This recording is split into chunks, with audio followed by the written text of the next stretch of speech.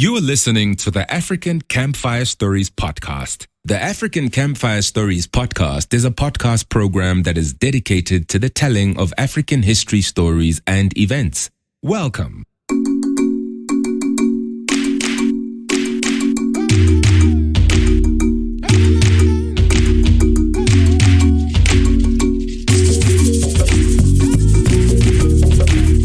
At the African Campfire Stories podcast, we strive for quality programming, but to bring African history stories to you, we have to wade through dozens of facts, names of people, and names of places.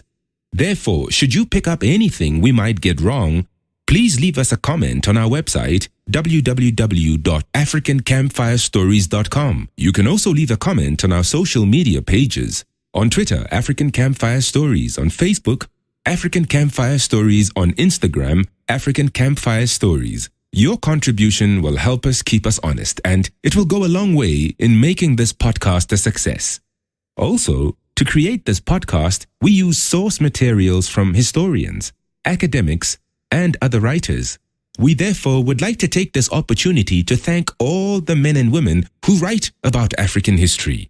With that being said, now we turn to today's episode. This is episode 3, Cold War Pawns, the Cold War in the African Context. This is the second episode of our first series called Cold War Pawns. Before you listen to today's episode, we highly recommend that you check out episode 2, which is an episode that provides an introduction to our Cold War Pawns series. For an overall introduction to our podcast, you can check out episode 1. As we stated in episode 2, we will give you a number of background episodes to the Cold War before we get to cover African countries specifically. This episode continues in the vein of providing a background and context for our Cold War Pawns series. And so, let us begin with what we have to discuss today. The Cold War is named that way because it was a conflict that did not spill out into a shooting war between the principal participants of the Cold War, the USA and the Union of Soviet Socialist Republics. That is, the United States of America and the Union of Soviet Socialist Republics did not directly go to war with each other during the Cold War.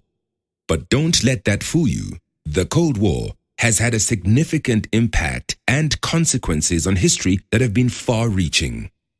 Also, just because the USA and the USSR did not engage in direct fighting, it does not mean that people did not die as a result of the Cold War. It was a conflict of long duration, starting around 1947 and only ending in 1991 when the USSR collapsed. Both the USA and the USSR carried on the Cold War into Africa with such dedication and ferocity. The story of why the only two remaining world powers would fight over control and influence in Africa would make little sense without the background we are providing on the previous episode, on this episode, and as well as on the upcoming episodes. In the previous episode, episode 2, we explained the concept of the Cold War and why we have titled this series as the Cold War. But on the previous episode, we also said that on this episode, we will explain why we think that it's necessary to present as thorough of a background on the Cold War as we possibly can. So, let us get on with the explanation then. We did a rough poll among the people around us who have some understanding of African history and history in general. We did this because we wanted to determine how much do people know about how the Cold War played out in Africa, and also to determine how much of a background we have to provide on the Cold War. We admit that this poll was not a professional poll by any means. It was limited to the people we know. People of all races and sexes, by the way. Our findings from that poll can essentially be summarized in the following statement. Open quote. You don't need to tell us much background about the Cold War. Why else would the USA and the USSR interfere in Africa except for the purpose of wanting to exploit Africa's minerals and resources, just like the old colonial powers did? As with colonists, the whole thing was about the exploitation of Africa, etc., etc. Close quote. Maybe such views are correct. Maybe they're not. For our team, the African Campfire Stories team, our research on the Cold War left us unsure if whether the Cold War period in Africa was the same as the colonization period in Africa. We are not going to provide you with background information on the Cold War with the purpose of trying to achieve the following aims. Number one, we are not trying to prove that the interference of the USA and the USSR in Africa during the Cold War was not for the same objectives as the actions of the colonization period, nor are we trying to prove that their objectives were the same as the objectives of the European countries during the colonization period. Number two, we are not trying to prove that the USA and the USSR were not exploiting Africa during the Cold War. We are not intending to push any agenda here. We are simply here to provide you with the story of what happened and who did what. We won't take any sides. We are not going to speak on behalf of anyone. We have stated in the introduction episode of this podcast, episode 1, that we are not going to take any sides when we tell any of the stories we will be presenting to you. We are not going to show any favor or disfavor. What we are interested in is to tell the facts. You can use those facts to make up your mind either way. We feel that there isn't full understanding of the Cold War amongst Africans, and there isn't full understanding of the Africa-related events of the Cold War among the people outside of the African continent. So we have a double challenge. In later episodes, we will explain in the fullest possible manner both the Cold War and the extent to which the Cold War affected Africa. We are going to provide an extensive look at the history of the relationship between the USA and the USSR. Once we are done with that, we will then tackle the Cold War-related events in each of the African countries that were affected by the Cold War. The Cold War was multifaceted, and the full and complete aims of any country can be difficult to pin down. Looking at the case of Vietnam would be instructive. Vietnam is one of the countries that suffered directly because of the Cold War. The USA was involved in Vietnam for a long time. The Vietnam War officially started in 1955 and it ended in 1975. America was actually involved dating back to 1945. Though at the time, the US involvement was mainly about giving financial and military aid to France. Vietnam had been a French colony, and France was trying hard to keep things that way after the Second World War ended in 1945. America was helping France to keep Vietnam as a French colony. France, having been embarrassingly given a thrashing by the Nazis in World War II, was given yet another thrashing by the Vietnamese rebel army and kicked out of Vietnam by 1954. In the same year, agreements were reached that saw the creation of a North Vietnam and a South Vietnam. The North being communist and the South being capitalist. You'll see a lot of this dividing up of countries into communist and capitalist zones during the Cold War period. It was one of the peculiarities of this conflict that kept splitting up countries into zones of influence, and in the process, creating booby traps for further conflict in the future. From 1955, American soldiers started dying on the rice fields of Vietnam. By 1965, the USA was fully involved. The USSR provided help to the North Vietnamese communists, so did China. Just as we would see in our story, when we get to talk about African countries, the situation in Vietnam was essentially a civil war between the Vietnamese people. The USA and the USSR threw themselves into an already brewing situation. What is surprising about the Vietnam War is that all of the US presidents who were involved in that war were seemingly dubious about the benefits of America's involvement. Harry Truman, Dwight Eisenhower, John F. Kennedy, Lyndon Johnson, Richard Nixon, all these US presidents at some stage complained in private conversations about fighting a war in that country they didn't care for, a war that they saw little point of fighting. The USA was solely involved in Vietnam because of Cold War dynamics. This war was a war they couldn't get out of because none of them countenanced giving up the communists. To fight a war like the Vietnam War for so long, when key individuals on the American side were doubtful of its benefits, defeats any logic, unless you take into account that the Cold War developed its own logic, a kind of illogical logic. And this illogical logic will be shown again and again in this story. Way before the Cold War began, US President Franklin Roosevelt once made the following statement: Open quote. We have nothing to fear but fear itself. Close quote. The Cold War period can be said to be an era that generated fear from fear. It would not be easy to understand why in Africa, the USA and the USSR each supported and stuck with some of the most horrible leaders the African continent has ever seen without understanding this concept of illogical logic, which seems to have been driven by the phenomenon of fear generating more fear. To understand why something like that could happen, you need to understand what both the USA and the USSR considered to be at stake during the Cold War. The USA, like now, as back then, was preaching democracy, freedom, and good governance. So the country's record in Africa, based on the type of African leaders the USA supported during the Cold War, seemed at the time totally hypocritical and illogical. I say at the same time because nowadays the USA has a tainted international reputation.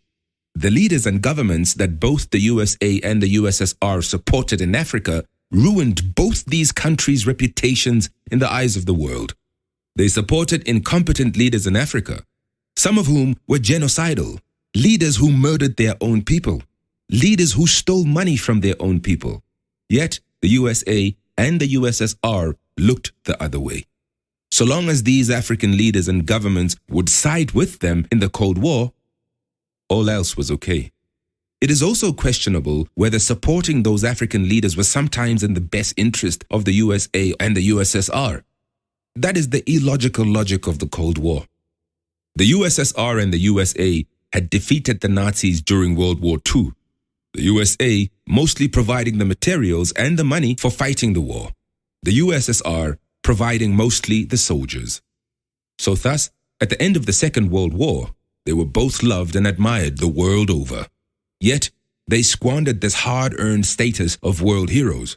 It can be argued that a big portion of the reputation that the USA has today for being a rapacious and conniving superpower comes from its deeds during the Cold War. If the USSR was still around today, it would probably also have a similar dark cloud over its reputation. In fact, maybe the best thing to have happened to modern-day Russia was the collapse of her predecessor, the USSR. But don't tell that to Vladimir Putin. He thinks the USSR era was a glorious time. Looking back at the history of the USA, many a past US leader had warned about foreign entanglements. From the USA's very first president, George Washington, to the 1821 quote from later President John Quincy Adams below, the USA had been and was supposed to be a country that stood against foreign involvements. John Quincy Adams said the following. Note that when Adams says she, he is referring to America. Open quote. She has, in the lapse of nearly half a century, without a single exception, respected the independence of other nations while asserting and maintaining her own. She has abstained from interference in the concerns of others, even when conflict has been for principles for which she clings, as to the last vital drop that visits the heart. Close quote. And this kind of thinking wasn't limited to the early years of the USA either. As late as the beginning of World War II in Europe, Americans refused to be swayed into getting involved in that war. Even their fathers, 2 decades earlier, had taken forever to be convinced to get involved in World War I. Of course, nowadays, the idea of a USA that isn't meddling in other countries' affairs is rather absurd. Their latest conspicuous meddling being George Bush's adventure in Iraq in 2003. But it can be argued that it was the Cold War that made the America that we know today. After World War I, the USA had left the world hanging, and she went back into isolationism and minding her own business. It took the attack on Pearl Harbor by Japan and the subsequent declaration of war on the USA by Hitler, both events happening just few days apart in December 1941, to get the USA involved in world affairs again. The post-World War II face-off with Stalin and the perceived danger from communism is probably an important reason why the USA did not leave the world stage after that war, like she had done after World War I. And that face-off and perceived danger is what the essence of the Cold War was for the USA. On the other hand, The system that the USSR subscribed to, communism, had been born as a way for providing a means of solidarity and common struggle amongst workers across the world. When the USSR first went communist in 1917, there were efforts to spread revolution across Europe.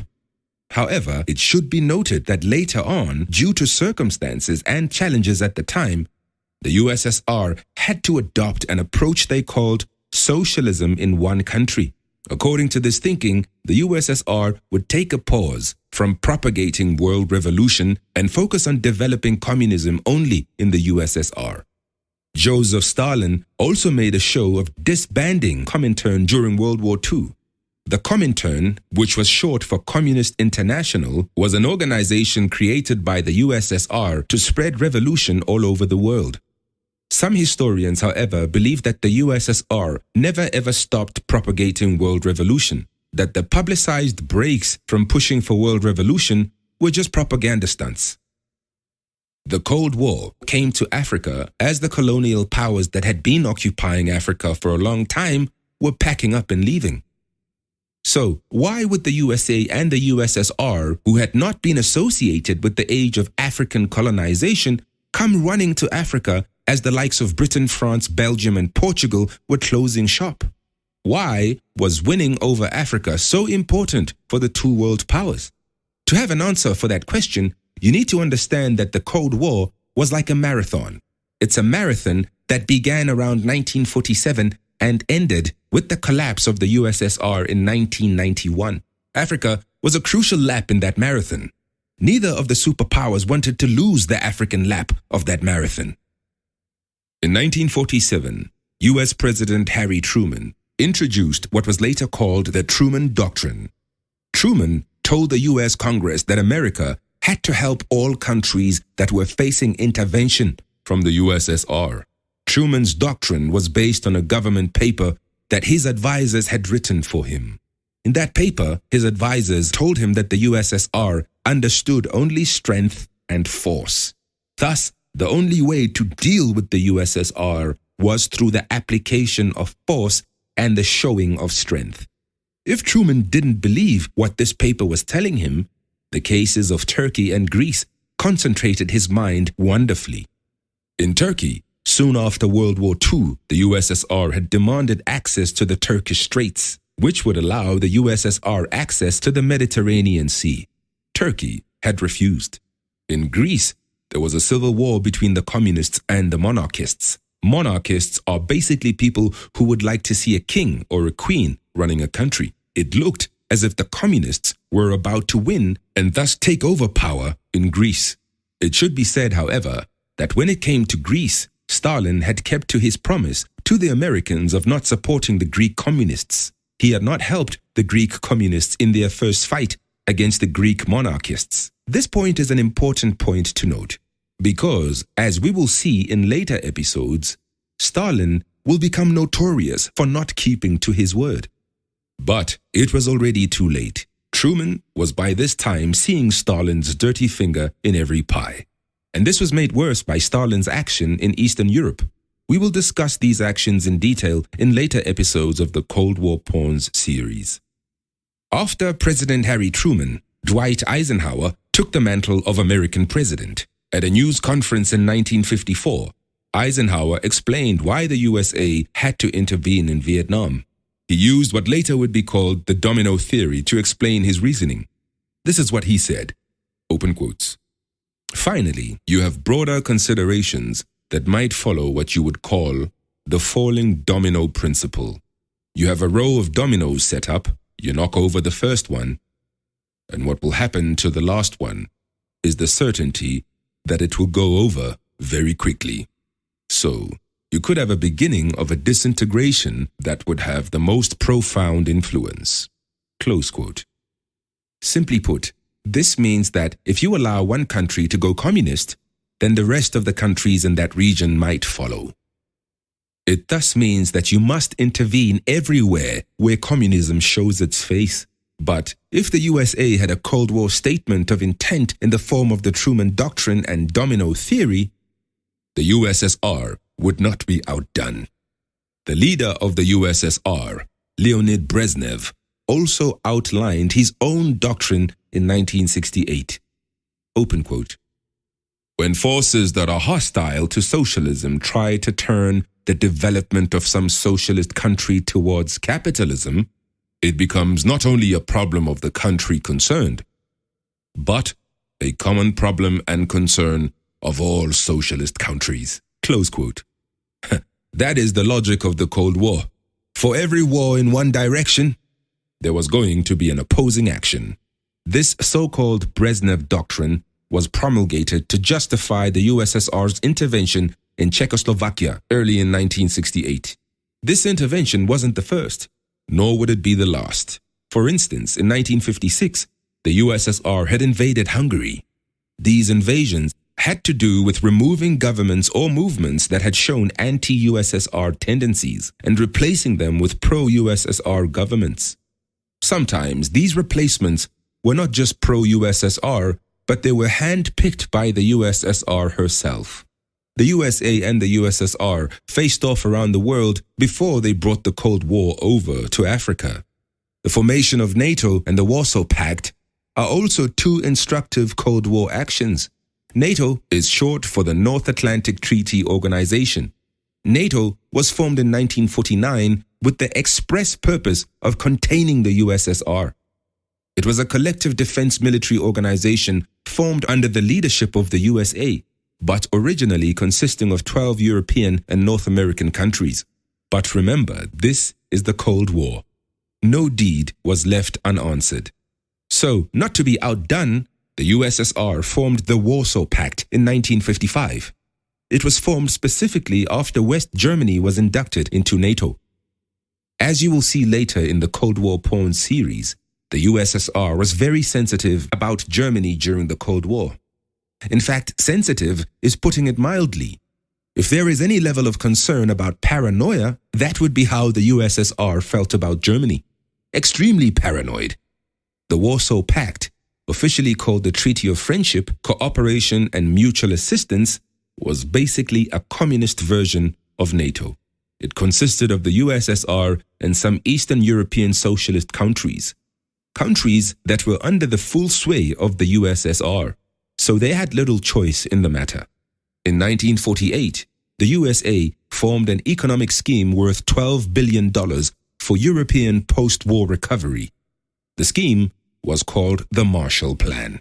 When the USA naughtily extended this scheme to the USSR and the Eastern European countries under the USSR's sphere of influence, Stalin smelt a rat. He then told those countries to refuse the US plan. And since this is the Cold War, the USSR responded with its own economic scheme, known as the Molotov Plan. This plan would be to assist the Eastern European countries that were under the USSR's influence. Again, choice wasn't something that there was a lot of in this matter. Even the naming of these two schemes is strangely competitive. The Marshall Plan was named after George C. Marshall, who was the U.S. Secretary of State at the time, a Secretary of State being a minister that handles foreign affairs in the U.S. government. The Molotov Plan was named after Vyacheslav Molotov, the minister who handled foreign affairs in the USSR government. You just can't help but love some of the tit-for-tat silliness carried on by the two superpowers during the Cold War period. Unfortunately, this is all the time we have for today. This is the end of today's installment of the Cold War porn series. On the next episode, episode 4, we will dive into the beginning and the next development of the bad blood between the USA and the USSR. The next episode is called The Birth of Fear, and from this title, it can be surmised that we will be looking at the source of the mutual fear and distrust between the USSR and the USA. We will discuss the beginnings of communism in the USSR, the Russian Civil War, the intervention of foreign powers in the USSR Civil War. Winston Churchill will preach against communism and the USSR, and much, much more. For the latest updates, notices, and announcements, remember to follow the African Campfire Stories podcast on Twitter, African Campfire Stories, Facebook, African Campfire Stories, Instagram, African Campfire Stories. Also, visit our website at www.africancampfirestories.com. Stay tuned. See you next time.